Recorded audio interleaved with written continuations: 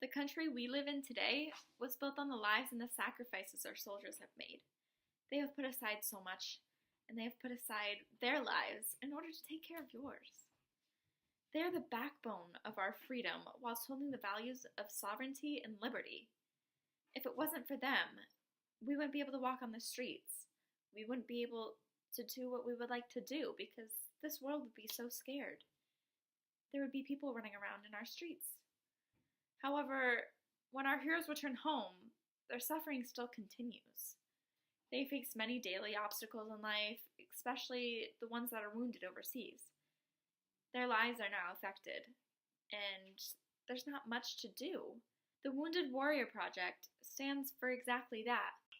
This here is the Wounded Warrior Project, which is helping so many people who have been affected by this terrible, terrible thing that comes when they can become out of war or out of combat.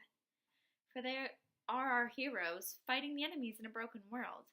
But when they are home, we need to be their heroes, saving them from the continuous torture they volunteered so bravely for. These soldiers come home, and you would think that they would be happy to see their family and to keep moving with their lives, but a lot of them are mentally affected. While many are excited to see the men and women come home after a long deployment, some see the dangers of it all. Many of the soldiers that return home wounded from battle are mentally affected, and they find themselves continuing such a harder battle on home soil, some place that they call home, and that's safe for them, yet they're constantly fighting.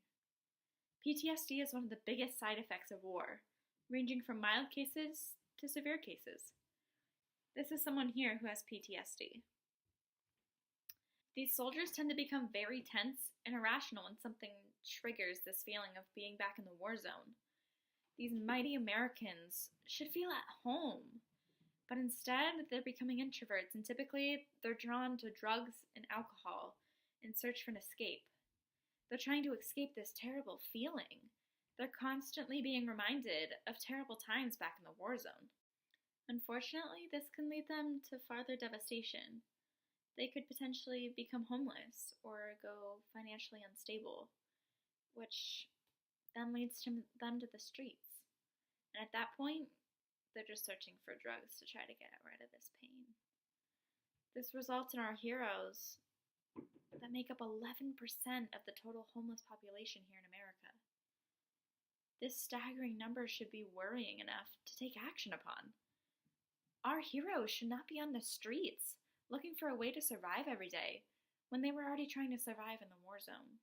Although homelessness is a major issue, it can turn into larger issues. Some become homeless or addicts because of their home life. Returning to someone or a family after a long time can be difficult as both parties feel disconnected. They haven't really been able to have a social life with each other. And then this leads to depression, unfortunately. The depression affects the soldiers in a psychological way, resulting in an average of 22 suicides daily in the United States. These major adjustments or changes in one's life can have complicated effects. But with the help from the government and proper funding from we as the people of their country, we can continue to protect not only the ones that are within the borders, but the people who have given up their basic rights to protect for what we stand for. Essentially, funding housing and proper care for those affected in the war zone would be the most effective. It could even offer soldiers themselves jobs to readjust into the society that we are in today and slowly better themselves towards a healthier future. In essence, the idea is to help those who have already given up so much for us. They helped us, so why can't we help them? When we learn to consider not only ourselves, we begin to care and love for others. This contribution towards the Wounded Warrior Project can decrease poverty levels, lower the unemployment, and most importantly, give housing and comfort for some of the most well-respected people in our nation. They fought so much for us, it's the least that we could do. We would have a healthier group of veterans by giving proper care when they are home, through groups of people affected by PTSD. Furthermore, they can become connected and comforted whilst rejoining the country they so bravely fought for.